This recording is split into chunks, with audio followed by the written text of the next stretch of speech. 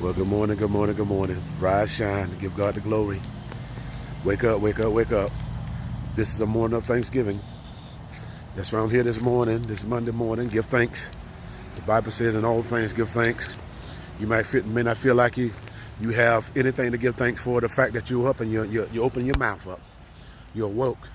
You're awake. You give thanks because it was His mercy that are new every morning. They're fresh. And the fact that you're alive, you should give God thanks. The Bible says in all things give thanks. Today what I want to talk about, omission. Omission. Omission is, the Bible says, to him that knows do right and don't do it, to him it is sin.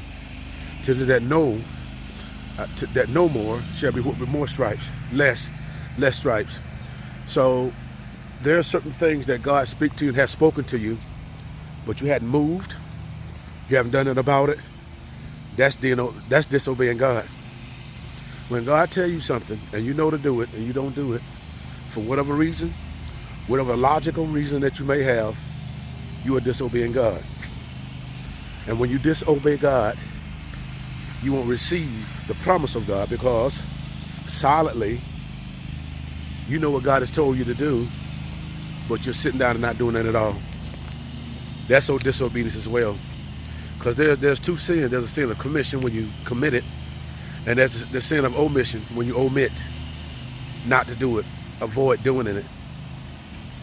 You know what God has told you, and so to keep omitting and to keep not listening to Him, it's the same as not doing it at all. It's the same as disobeying God. And so you got to get out this silent thing, this silent warfare, this silent conversation. And you got to begin to move, because the thing about it, faith, there's action in faith. The Bible says that faith is the substance of things hoped for. There's action. There's something that's tangible, evidence of things not seen. So just like with love, if I tell you I love you, I'm not just going to say I love you. I'm going to show you I love you. And God said, if you love me, keep my commandments. See, many of you say, well, God knows my heart and I love God.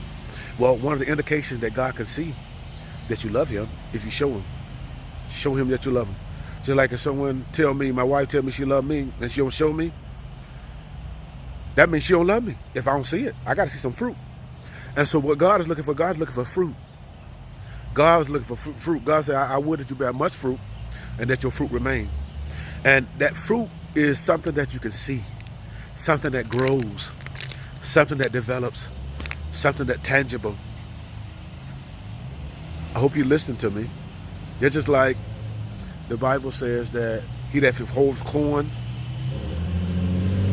the people shall curse him, but blessed be the man that get corn and selleth it. And see, it's all about production. It's all about bearing fruit.